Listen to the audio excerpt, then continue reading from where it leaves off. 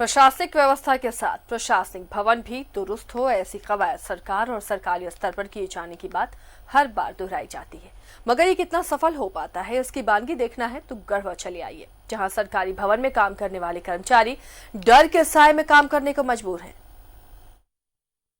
सरकारी नौकरी के तहत कार्यालय में कार्य करने वाले कर्मचारियों की यही सोच होती है कि हर तरह से उनकी जिंदगी सुरक्षित रहे, लेकिन गढ़वा के सरकारी भवन के हालात को देखकर क्या ये कहा जा सकता है कि यहाँ काम करने वाले कर्मचारी सुरक्षित हैं? जिला यक्ष्मा केंद्र जो दशकों से एक पुराने और जर्जर भवन में संचालित हो रहा है, इस भवन में कार्य करने वाले कर्मचारी कहते हैं कि भवन काफी पुराना है और पूरी तरह से जर्जर हो चुका है। भवन के छत से मलबे टूट टूट कर गिरते रहते हैं। ऐसे में बराबर डर बना रहता है कि कहीं कोई हादसा ना हो जाए।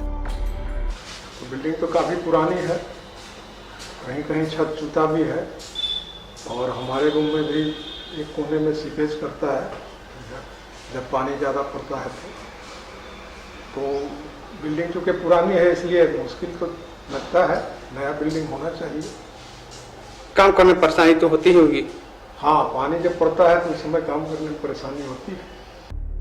उधर कंप्यूटर कमरे में जरूरी कार्य संपादित करने वाले स्टाफ की माने तो भवन जर्जर होने के कारण तो भय बना ही रहता है, लेकिन जब बारिश होती है तो इस कमरे के दीवार से पानी रिसने के कारण कंप्यूटर से जुड़े तार में करंट भी प्रवाहित हो जाता है। दूसरी तरफ लैब में भी तकनीशियन इसी तरह के हालात से दो चार होते रहते हैं और खौफ में काम करने को मजबूर है। पानी चूता है और इसमें करंट लिया लगता है जब चूता है तो, और ये ऊपर पूरा जल हो गया है।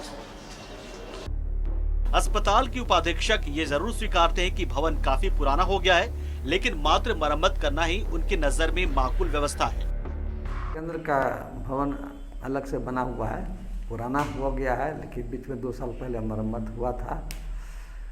फिर भी कुछ बरसात में हो सकता है कहीं चूता होगा, उसके बाद फिर मरम्मत की व्यवस्था की जाएगी जब तक कि नई बिल्डिंग नहीं बनती है। एक तरफ सरकारी नौकरी होने के कारण विषम हालात के साथ साथ डर के साए में रहते हुए ड्यूटी बजाते कर्मचारी, तो दूसरी ओर कई बार मरम्मत होकर भी जर्जर हालत में जड़वत भवन को एक बार फिर मरम्मत कराने की बात करते अधिकारी। ऐसे में सवाल उठता है कि आखिर कब तक?